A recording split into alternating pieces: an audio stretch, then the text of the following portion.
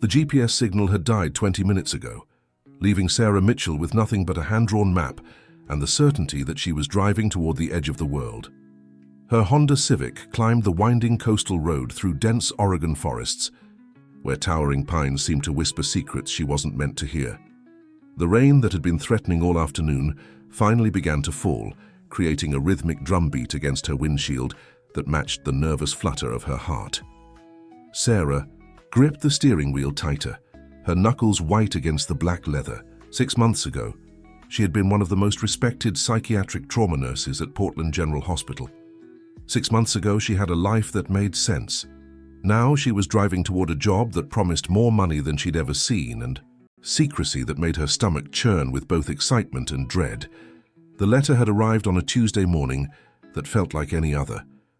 Heavy cream paper with no return address, her name written in elegant script across expensive stationery. Inside, a job offer that seemed too good to be true.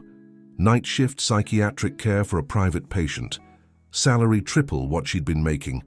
Living accommodations provided, and only one requirement: absolute discretion. She had almost thrown it away. Almost, but the number at the bottom of the page had made her pause. The amount they were offering would cover her mounting medical bills, the therapy sessions she desperately needed but couldn't afford, and maybe, just maybe, give her enough space to breathe again. The road curved sharply to the right, and suddenly the trees parted like curtains revealing a stage. There it was, a massive brutalist structure that seemed to grow from the cliffs themselves. The house was all concrete angles and floor-to-ceiling windows, a modern fortress that challenged, the stormy Pacific Ocean spreading endlessly beyond. It was beautiful in the way that sharp things are beautiful, magnificent and slightly dangerous. Sarah parked in the circular driveway, noting the perfectly manicured landscape that somehow made the isolation feel even more complete. No other houses were visible, no power lines, no signs of civilization except for this monument to solitude perched on the edge of America. She sat in her car for a moment, watching rain streak down the windows and wondering what she was really walking into. The letter had been vague about her patient's condition, mentioning only severe insomnia, anxiety disorders, and trauma-related complications. Standard enough, she had thought. But nothing about this place felt standard. The front door opened before she could knock. A woman in her 50s with silver hair pulled back in a neat bun stepped out, smiling warmly despite the rain. "You must be Sarah. I'm Margaret Walsh, the house manager. We've been expecting you." Her voice carried a slight Irish accent that made everything sound both comforting and mysterious. "Come in out of this weather. I'll show you to your quarters and explain how things work here." The interior of the house was even more striking than the exterior. Polished concrete floors reflected the soft lighting, and floor-to-ceiling windows offered dramatic views of the ocean. Everything was clean, minimal, and expensive. It felt more like a museum than a home. "Mr. Alexander is very particular about his routines," Margaret explained as they walked through a long hallway lined with abstract paintings. "He keeps nocturnal hours, sleeps during the day, awake from sunset to sunrise. That's when you'll be needed. Your room is in the west wing, his quarters are in the east. The library, kitchen, and common areas are shared spaces, but there are certain areas that are off-limits." Sarah nodded, trying to absorb everything while her eyes took in the extraordinary surroundings. What exactly is his condition? The letter was somewhat vague. Margaret paused at the bottom of a sleek staircase. Severe insomnia following a traumatic experience. He suffers from panic attacks, particularly during storms, and has developed some obsessive tendencies around his environment. He requires the space to be controlled, predictable. Any changes or disruptions can trigger episodes.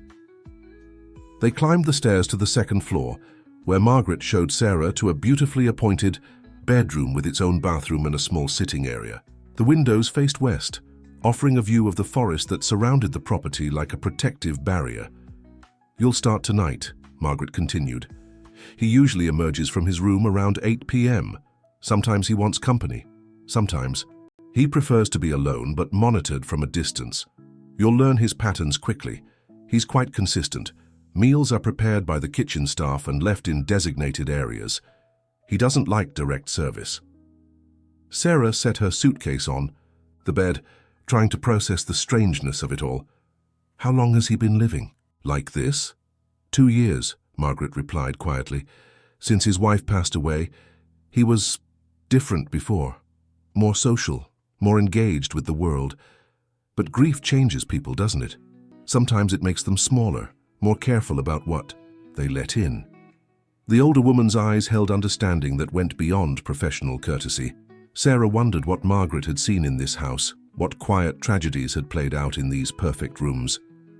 The most important thing to remember, Margaret added, her voice taking on a more serious tone, is that Mr. Alexander values his privacy absolutely. He chose this location specifically to avoid curiosity and interference. Whatever you observe here, whatever you learn about his condition or his past, stays here. The confidentiality agreement you signed isn't just legal protection, it's survival. Sarah felt a chill that had nothing to do with the ocean breeze. Survival. For him, Margaret clarified quickly, his peace of mind depends on knowing that his space is secure, that his healing can happen without judgment or exposure. He's been hurt enough. Left alone in her room, Sarah unpacked her few belongings and tried to make sense of her decision to come here. The truth was she had nowhere else to go. Her own trauma, the loss that had shattered her carefully constructed life, had made it impossible to continue working in a traditional hospital setting. The constant reminders, the crying families, the emergency situations that triggered her own memories until she couldn't breathe. She had been placed on administrative leave after breaking down during a particularly difficult shift. Take some time, her supervisor had said kindly. Get the help you need. But help cost money she didn't have, and time was a luxury she couldn't afford. This job, strange as it was, offered something she hadn't had in months. Purpose without. Proximity to her triggers, good money, and the chance to help someone else heal while she figured out how to heal herself. At exactly 8 p.m., Sarah made her way to the main floor.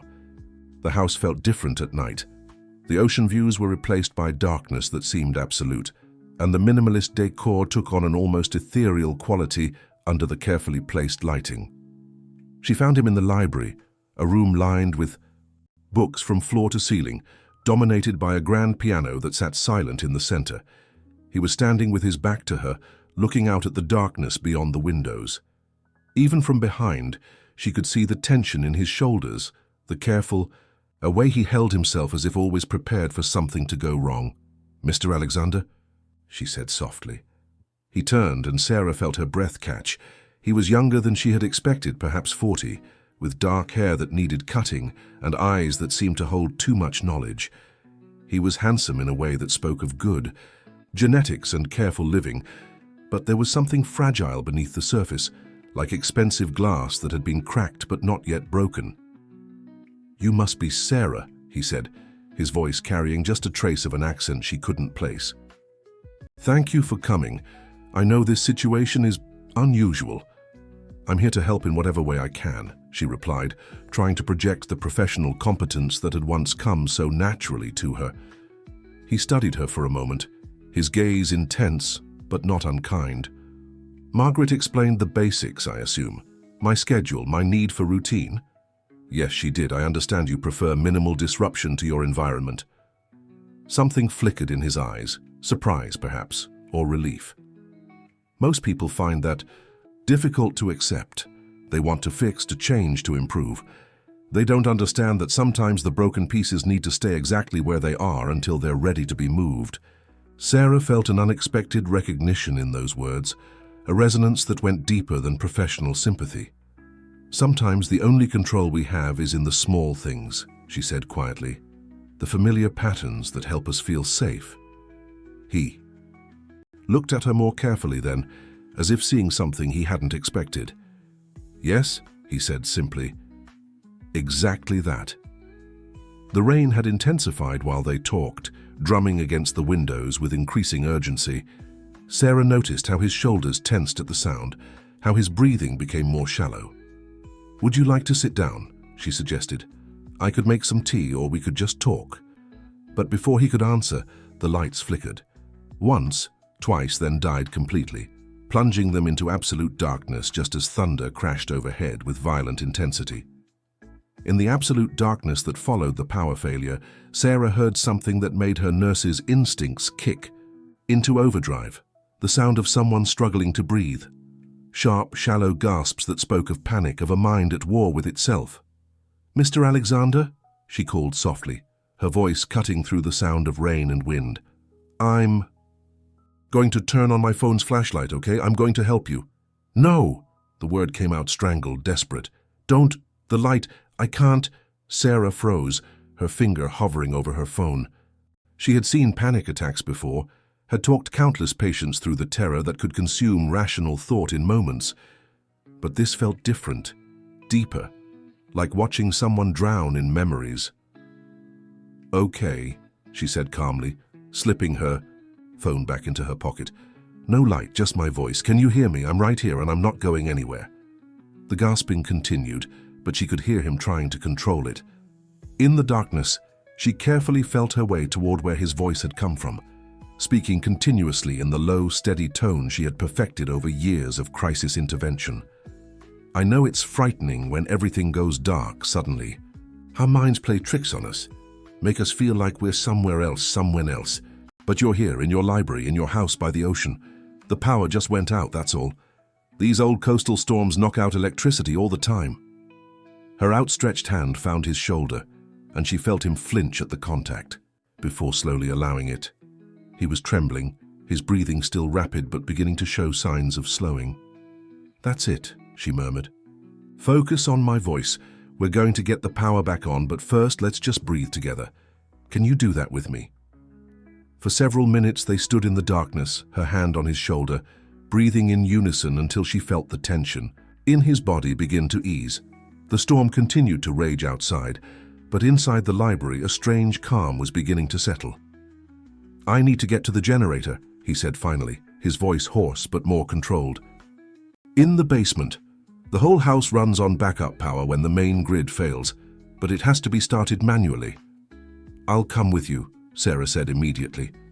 "No, you don't understand. I have to. There are things—" He stopped himself, and she could feel him struggling with something beyond the panic attack. "Mr. Alexander," she said gently, "I'm a trauma nurse. I've seen things that would surprise you. And right now you're my patient, which means your safety is my responsibility. If you need to go to the basement, I'm going with you." There was a long pause, filled only by the sound of rain against glass. Then slowly she heard him moving. "There's a flashlight in the drawer by the piano. Just give me a moment." She heard him rifling through a drawer, then the click of a flashlight. A warm, steady beam cut through the darkness, and, for the first time since the lights went out, Sarah could see his face. What she saw there made her heart clench, not just fear but shame, as if his panic attack had revealed something he desperately wanted to hide. "The basement access is through the kitchen," he said, not quite meeting her eyes. They made their way through the house, the flashlight beam dancing ahead of them. Sarah noticed how he moved through the space with the confidence of long familiarity, even in crisis. This was his domain, every corner known and mapped. The basement was accessed through a door she hadn't noticed earlier, hidden behind what looked like a section of kitchen cabinetry. As they descended the narrow stairs, the air grew cooler and carried the faint hum of machinery. The basement was nothing like the elegant minimalism of the floors above. It was purely functional. Concrete walls lined with electrical panels, water heaters, and in the far corner, a large diesel generator that sat silent and imposing.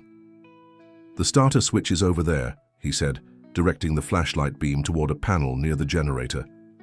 "It just needs to be—" But as he moved toward the generator, raising his arm to reach the switch, his shirt pulled up slightly, and in the flashlight's beam, Sarah saw something that made her breath catch. His torso was marked with scars, not random or accidental, but deliberate horizontal lines across his chest and abdomen. Old scars, faded to silver against his skin, but unmistakably purposeful. He saw her see them, saw the moment of recognition in her eyes. For a heartbeat, they both froze. Him caught in exposure, her caught in understanding. "I'll explain later," he said quietly, his voice carrying a weight that spoke of stories too heavy for this moment. "Right now, we just need the power back." Sarah nodded, forcing herself to look away to give him the dignity of pretense, but her mind was racing, connecting dots she hadn't realized were there. The isolation, the controlled environment, the careful routines. She was beginning to understand what kind of trauma had brought him to this cliff-top fortress. The generator roared to life with a mechanical growl, and within seconds, lights began flickering on throughout the basement. The sudden return of illumination felt almost violent after the intimate darkness they had shared. "There," he said, not looking at her. "Everything should be working now." But as they climbed back up to the main floor, Sarah could feel that something fundamental had shifted between them. The professional distance she had planned to maintain had cracked in those moments of shared vulnerability. She had seen his scars, literal and metaphorical, and he had seen her see them. Back in the library, with the lights restored and the immediate crisis past, they stood facing each other with the awkwardness of strangers who had inadvertently shared too much too soon. "I should explain," he began. "You don't owe me any explanations," Sarah interrupted. "Not unless you want to give them." He studied her face carefully, as if trying to read something written there in a language he was still learning. "You're not what I expected," he said finally. "What did you expect?" "Someone more clinical, more detached. Most healthcare professionals, when they see—" He gestured vaguely toward his chest, where his shirt now covered the scars she had glimpsed. "They either become overly sympathetic or overly professional. You just accepted it." Sarah felt heat rise in her cheeks. "I've learned that everyone carries invisible wounds. The visible ones are just more honest." Something shifted in his expression then, a subtle opening that hadn't been there before. "Would you like some tea? I usually have tea around this time. It helps with the insomnia." She nodded, and he moved toward a small kitchen area adjoining the library. As he prepared the tea with movements that spoke of ritual and routine, Sarah found herself studying him more carefully. Now that the immediate crisis had passed, she could see past the surface, the expensive clothes that hung slightly loose on his frame, the careful way he moved as if always conscious of his body's boundaries, the intelligence in his dark eyes. That seemed constantly analyzing, calculating, protecting. "You said you've been living here for 2 years, she said, as he handed her a delicate porcelain cup filled with what smelled like jasmine tea. "Since Elena passed," he confirmed, settling into a leather chair across from her. "This was supposed to be our retreat, a place to escape to when the world became too much. After the accident, I found I couldn't leave." "Agoraphobia is common after traumatic experiences," Sarah said gently. "The outside world can feel unpredictable, dangerous. Controlled environments provide a sense of safety." He looked at her sharply. "You speak from experience." It wasn't a question, and Sarah felt exposed in a way that mirrors his earlier vulnerability. "Everyone has their reasons for needing safety," she said carefully. "What's yours?" The question hung in the air between them, weighted with the understanding that he had shown her his scars, and now he was asking to see hers. Sarah took a sip of tea, buying time, wondering how much truth this moment could hold. "I lost a baby," she said finally, the words coming out quieter than she had intended. 8 months pregnant, complications during delivery, and then my husband, he couldn't handle it. The grief, the guilt, the way I couldn't just move on like everyone expected. He left 6 months ago. She had never said it so simply before, had never reduced the complete destruction of her life to such bare facts. But in this strange house with this damaged man who somehow understood the geography of trauma, it felt safe to speak the truth. "I'm sorry," he said, and there was something in his voice that told her he understood exactly what those losses meant, how they could hollow out a person until only the shell remained. "That's why you came here," he continued. "Not just for the job, for the isolation, for a place where no one expects you to be someone you can't be anymore." Sarah met his eyes, seeing herself reflected there with uncomfortable clarity. "Yes." They sat in comfortable silence for a while, drinking tea and listening to the storm that continued to rage outside. The power held steady, but Sarah found herself almost missing the darkness that had forced their first moment of real connection. "Elena and I were working on something," Alexander said suddenly, his voice taking on a different quality, more focused, more intense. "A research project that we believed could revolutionize how we understand and treat trauma. We called it emotional resonance theory." Sarah leaned forward slightly, her professional curiosity piqued. "What kind of research?" The premise was that traumatic experiences leave specific neurological patterns in the brain, like fingerprints of pain, and that people who had experienced similar traumas would show corresponding patterns, creating a kind of emotional compatibility that goes deeper than surface attraction or shared interests. The idea was fascinating and slightly unsettling. "You mean people are drawn to others who've been hurt in similar ways?" "More than drawn," Alexander said, his eyes growing distant. "We theorize that there's an actual neurological resonance, a recognition that happens below the level of conscious awareness, that healing might be possible through connection with someone whose trauma patterns complement your own." Sarah felt something cold settle in her stomach. That's a very specific theory." "Elena was brilliant," he continued, seeming not to notice her discomfort. "She had this ability to see patterns that others missed, to understand the architecture of human suffering in ways that could actually help people rebuild." "What happened to the research when she—" Sarah caught herself before saying, "died," remembering Margaret's careful euphemism. "When she passed," Alexander finished for her, "I continued it, privately. I had to understand what we had discovered, had to see if there was any validity to what we believed we had found." The storm outside was beginning to calm, the rain tapering off to a steady patter against the windows. But inside the library, Sarah felt as if another storm was just beginning to build, one made of questions she wasn't sure she wanted answered.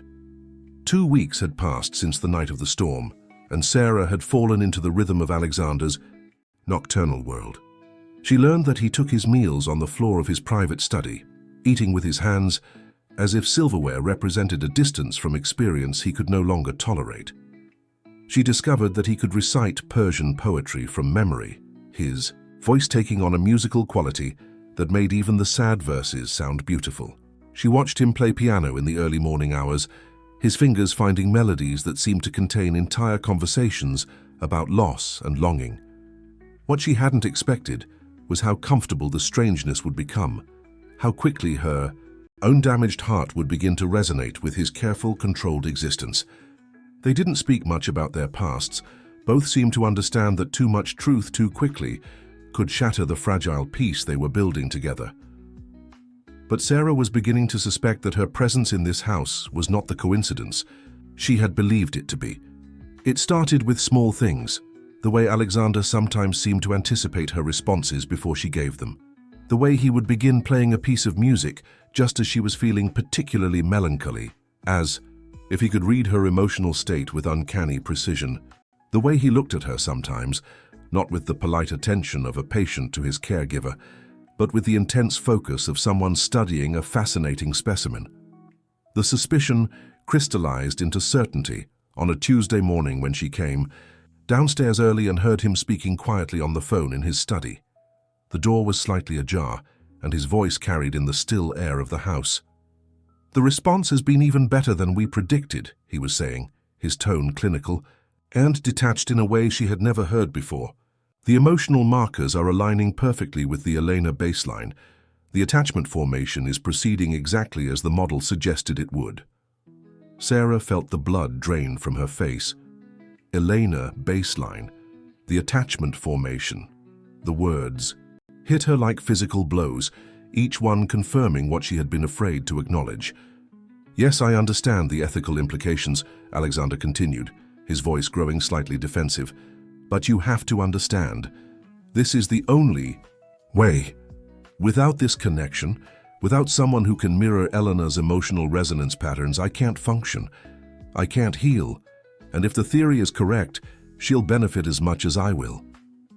Sarah backed away from the door, her heart pounding, so hard she was afraid he would hear it. She made it to her room before the full impact of what she had heard hit her. She hadn't been hired randomly. She had been selected, studied, chosen because her grief, her loss, her specific configuration of trauma matched some kind of psychological profile that had belonged to his wife. The betrayal was overwhelming. Not just the professional violation, but the personal one. She had begun to care about him, had started to feel something that resembled hope for the first time in months.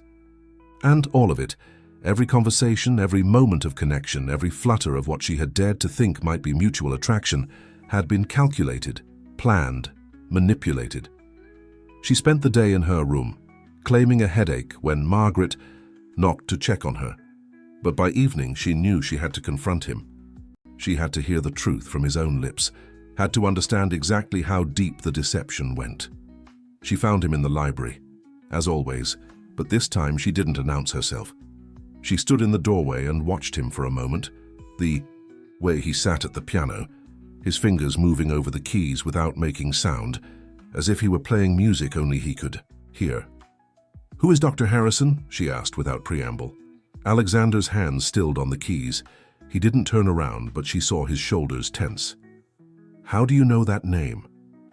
"He was my advisor in graduate school, my mentor, the man who helped me choose psychiatric nursing as my specialty." Sarah's voice was steady, but she could feel anger building beneath the surface.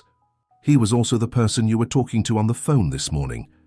Alexander turned slowly to face her, and she saw in his eyes that he knew exactly what she had heard. There was no surprise, no attempt at denial, just a kind of weary resignation. "Sit down," he said quietly. "Please let me explain. I don't want to sit down. I want to know how long you've been studying me. I want to know what you know about my medical records, my therapy sessions, my personal life. I want to know exactly how you convinced my mentor to violate my privacy and deliver me to you like some kind of experimental subject." Alexander stood, moving toward her with his hands raised slightly, as if approaching a frightened animal. "Sarah, please, it's not what you think." "It's exactly what I think." The words came out louder than she had intended, months of suppressed anger and pain finally finding a target. "You researched me. You found someone whose trauma patterns matched your dead wife's, and you manipulated the situation to bring me here. I'm not your nurse, Alexander. I'm your emotional replacement therapy." The words hung in the air between them like a challenge. Alexander's face went pale, but he didn't deny what she had said. "You're right," he said finally, "about most of it, but not about everything." "What am I wrong about?" He ran his hands through his hair, a gesture she had come to recognize as his way of buying time when he was struggling with difficult emotions. "You're wrong about why I did it. You think this was about replacing Elena, about finding a substitute for what I lost, but it wasn't about her at all. It was about me, about survival." Sarah felt her anger waver slightly, confused by the pain she could hear in his voice. "What do you mean?" "After Elena's accident, I tried to continue with my life. I tried therapy, medication, support groups. Nothing worked. I was disappearing, Sarah. Piece by piece, day by day, I was losing myself to the grief until there was nothing left but the shell you see now." He gestured around the room at the beautiful prison he had built for himself. "I convinced myself that if I could just understand what Elena and I had discovered together, if I could find someone who could resonate with my pain the way she did, maybe I could remember what it felt like to be alive." "So you stalked me," Sarah said, but there was less venom in her words now. "I researched you," Alexander corrected, "through perfectly legal channels, public records, professional directories, academic publications. When I found your work on trauma-informed care, I knew you would understand. When I learned about your losses, I knew you would be compatible with our theoretical framework." "And Dr. Harrison?" Alexander's expression darkened. "Harrison was Elena's mentor before he was yours. He knew about our research, understood its implications. When I approached him with the idea of finding someone who could help me test the theory, he suggested you." Sarah felt sick. "He sold me out."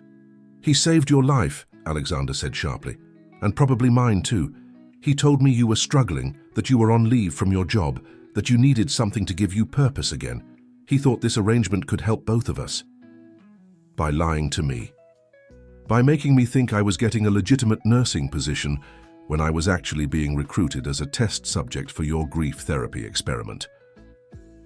Alexander was quiet for a long moment, staring out at the dark ocean beyond the windows. When he spoke, his voice was barely above a whisper.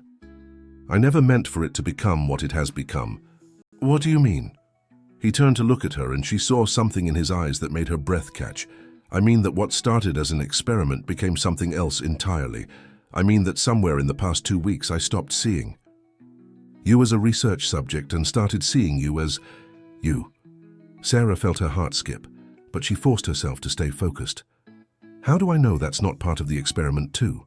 How do I know that what I'm feeling isn't just some kind of induced emotional response based on your trauma compatibility theory? Because, Alexander said, taking a step closer to her, the theory predicts emotional resonance, but it doesn't predict this. He reached out and touched her face gently, his fingers tracing the line of her cheek. It doesn't predict the way you make me laugh when you steal food from my plate because you think I'm not eating enough. It doesn't predict the way I look forward to your terrible jokes about nursing, school. It doesn't predict the way you hum while you read or the way you scrunch up your nose when you're concentrating. Sarah felt tears burning her eyes. Alexander. I know I've handled this badly, he continued, his voice growing more urgent. I know I should have told you the truth from the beginning, but I was afraid that if you knew you would leave, and I couldn't risk that. Not when I was finally starting to feel human again. The space between them seemed to shrink without either of them moving. Sarah could feel the warmth of his body, could smell the faint scent of his cologne mixed with something that was uniquely him. I can't trust you, she whispered, even as she found herself leaning slightly toward him. I know, he said, but I'm hoping you'll give me a chance to earn it back.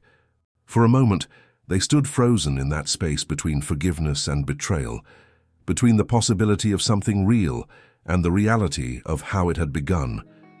Then Sarah made a decision that surprised them both. She kissed him.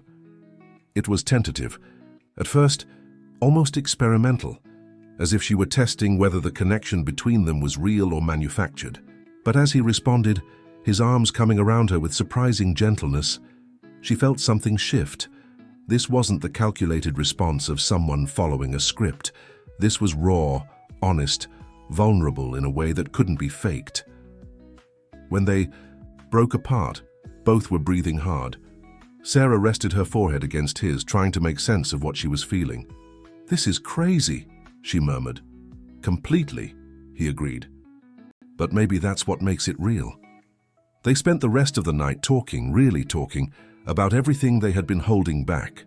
Alexander told her about Elena's accident, about the months of depression that had followed, about the desperate hope that had driven him to pursue their research even after she was gone. Sarah told him about the baby she had lost, about the way her marriage had crumbled under the weight of grief, about the nights she had lain awake wondering if she would ever feel whole again. As dawn broke over the ocean, they found themselves curled together on the library couch, not quite sleeping but not quite awake, existing in that liminal space where healing sometimes begins.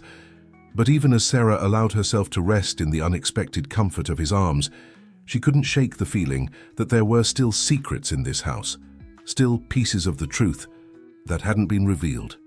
3 months had passed since the night of revelations, and the dynamic between Sarah and Alexander had evolved into something neither of them had expected when she first arrived at the clifftop house. What had begun as a professional arrangement built on deception had transformed into a relationship built on brutal honesty, the kind that only emerges when two people have nothing left to lose. They had established new rules, complete transparency about Alexander's research and Sarah's involvement in it, regular sessions with Dr. Harrison, who had agreed to provide couples counseling via video calls, his guilt over his role in the initial deception making him unusually accommodating. Most importantly, Sarah had insisted on a formal end to her employment as Alexander's nurse, transitioning instead to being his partner in every sense of the word. The morning that would change everything started like any other. Sarah woke in Alexander's bed, a development that had happened gradually, naturally as their relationship deepened, to find him already up, standing at the window that faced the forest.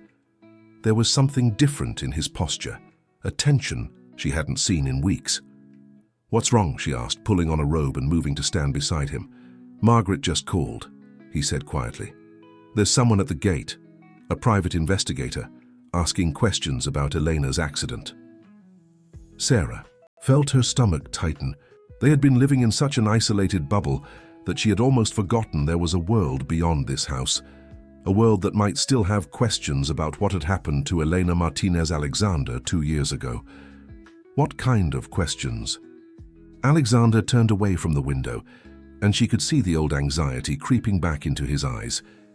About the timeline, about why it took so long for me to call for help, about inconsistencies in my statement to the police. "Alexander," Sarah said carefully, "you told me Elena's accident happened during a storm, that a tree fell on her car while she was coming back from town. What inconsistencies could there be?" He was quiet for so long that Sarah began to worry he was having another panic attack, but when he finally spoke, his voice was steady, resigned. "I haven't told you everything about that night," he said. "About what really happened." Sarah felt the familiar chill of another revelation approaching. "What do you mean?" Alexander moved to sit on the edge of the bed, his hands clasped tightly in his lap. "Elena wasn't coming back from town when the accident happened. She was here in the house. We had been fighting." "Fighting about what?" "About the research, about what we were discovering." His voice grew quieter. Elena had begun to suspect that our theory about emotional resonance wasn't just academically interesting, it was personally motivated.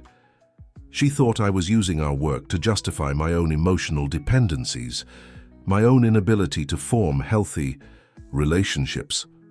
Sarah sat down beside him, processing this new information. Was she right? Partially, Alexander admitted.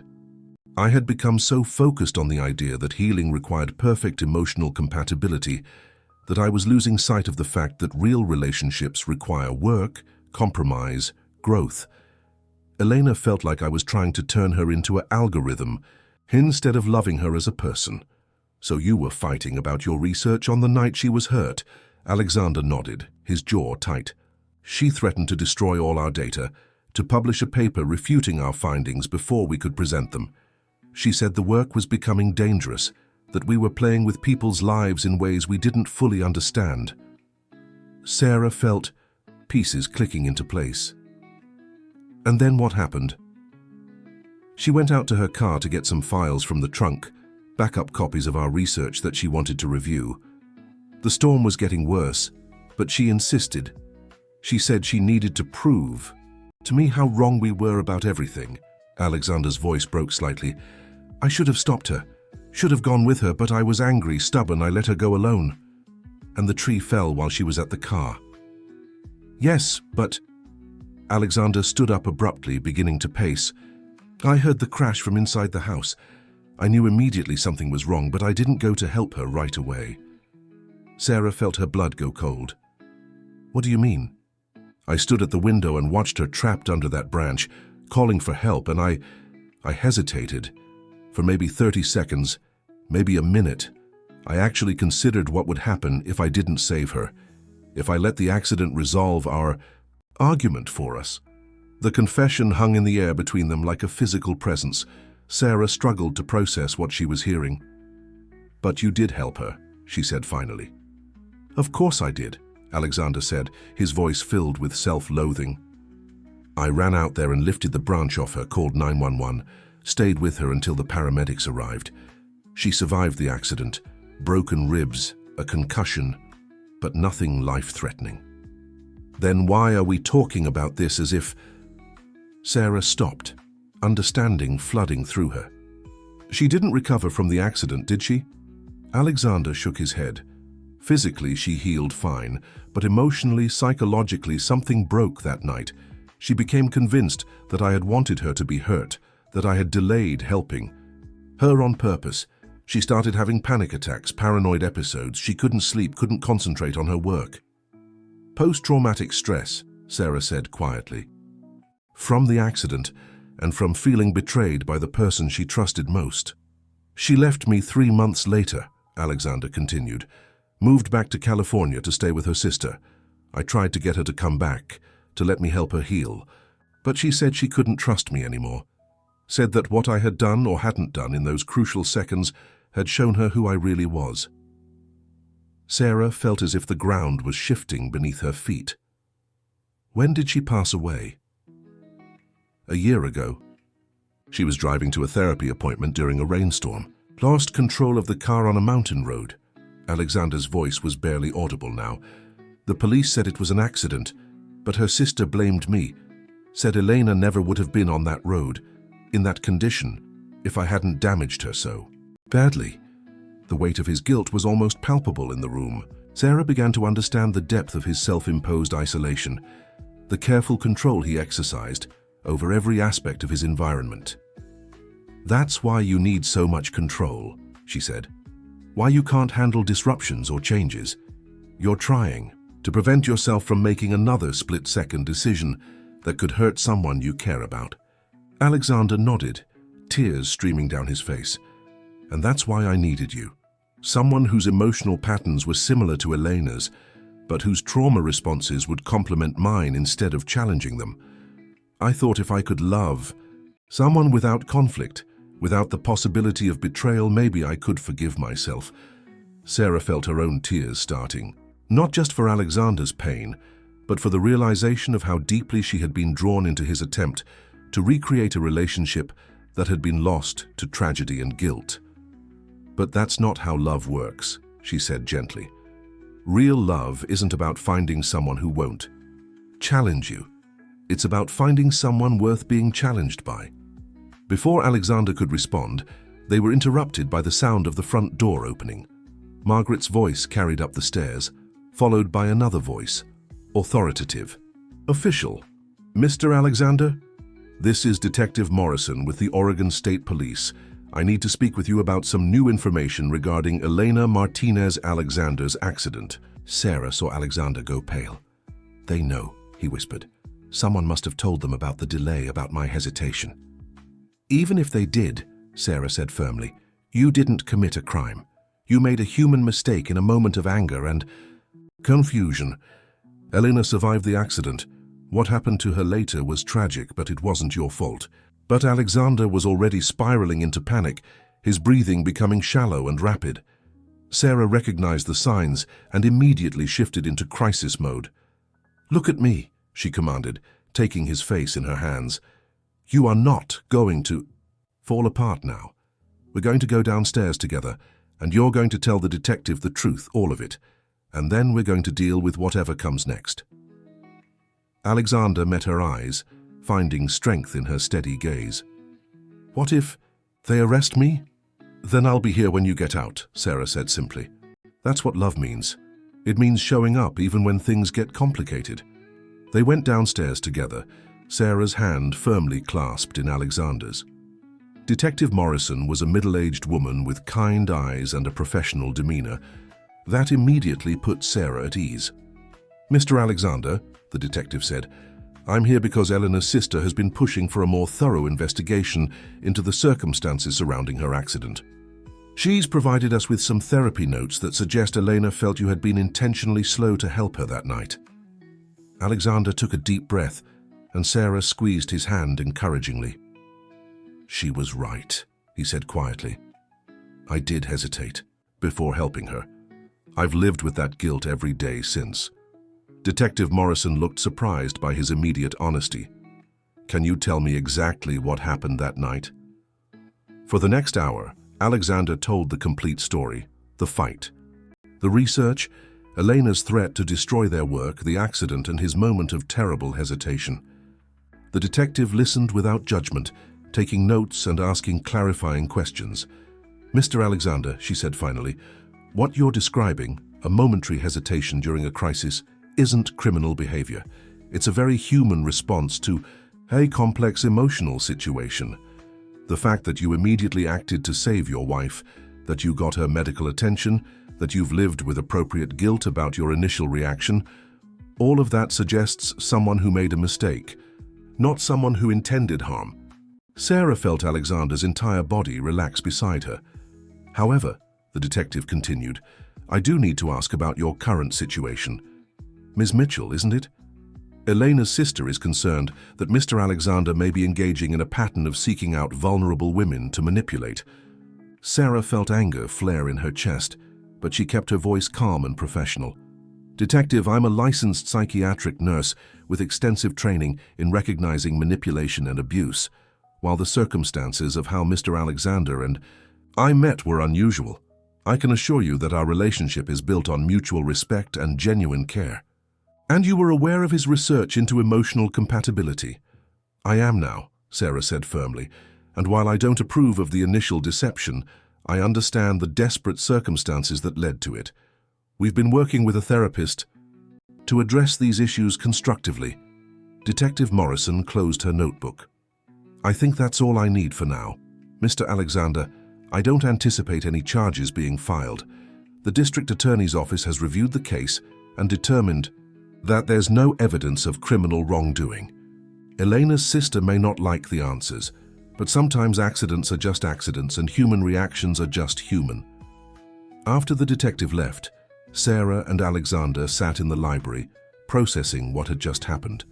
I can't believe it's over, Alexander said quietly. I thought the guilt would follow me forever. The guilt isn't gone, Sarah corrected gently. But maybe now you can carry it differently. Maybe you can use it to become the person Elena would have wanted you to be instead of punishing yourself for the person you were in one terrible moment. Alexander turned to look at her, his eyes bright with tears and something that might have been hope. What do we do now? Sarah smiled, feeling lighter than she had in months. Now we figure out how to build something real together. No more experiments. No more trying to recreate the past. Just two damaged people learning how to love each other in the present. Even after. Everything you know about me, about how this started. Especially because of everything I know, Sarah said. Because now I know that what we have isn't based on some theory about emotional compatibility. It's based on choice. The choice to keep showing up for each other, even when it's hard. Alexander pulled her closer, and she settled against his chest, listening to the steady rhythm of his heartbeat. I love you, he said quietly. Not because you fit some profile, not because you match Elena's emotional patterns. I love you because you're brave enough to stay when most people would run. Because you see the worst parts of me and still believe I'm worth saving. I love you too, Sarah replied, because you helped me remember that it's possible to build something beautiful from broken pieces. They stayed like that as the sun set over the Pacific, two survivors who had found their way to each other through darkness and were finally ready to step into the light. 6 months later, they moved from the isolated clifftop house to a small cottage in the Oregon wine country. Alexander started teaching music therapy to trauma survivors at a local treatment center, channeling his research into practical healing methods. Sarah returned to nursing, but now she worked with new mothers and families dealing with pregnancy loss, helping them navigate the kind of grief she understood intimately. They kept Margaret on as their housekeeper and friend. She had decided she preferred the chaos of their new life to the controlled perfection of the old mansion. The house by the sea was sold, its isolation no longer necessary for Alexander's healing. On their first anniversary, not of when they met, but of when they chose to start over with complete honesty, Alexander proposed with a ring that had belonged to his grandmother, not Elena. Sarah said yes, not because some algorithm predicted their compatibility, but because she had learned that the best love stories aren't perfect. They're real. The wedding was small, held in the garden of their cottage with only Margaret, Dr. Harrison, and a few close friends in attendance. As they exchanged vows they had written themselves, promising to love each other through both the easy days and the difficult ones, Sarah thought about how far they had both traveled from those first dark nights in the house by the sea. What had begun as an experiment in emotional manipulation had become something neither of them had expected. A genuine partnership built on acceptance, growth, and the hard work of learning to trust again. As Alexander slipped the ring onto her finger, Sarah realized that perhaps the most important thing she had learned was that healing doesn't require finding someone who matches your trauma perfectly. It requires finding someone willing to hold your hand while you both figure out how to be whole again. End of story. Dear listeners, we hope Sarah and Alexander's journey has touched your hearts as much as it touched ours. Their story reminds us that love isn't always born from perfect circumstances. Sometimes it grows from the courage to be vulnerable, to forgive, and to choose each other every single day. For more stories that explore the beautiful complexity of human relationships, check out our specially curated playlist by clicking to your left. If this story moved you, please subscribe to our channel and give this video a thumbs up. We bring you new, emotionally rich stories every day that delve deep into what it means to be human, to love, and to heal. Don't forget to share your thoughts in the comments below. We love hearing how these stories resonate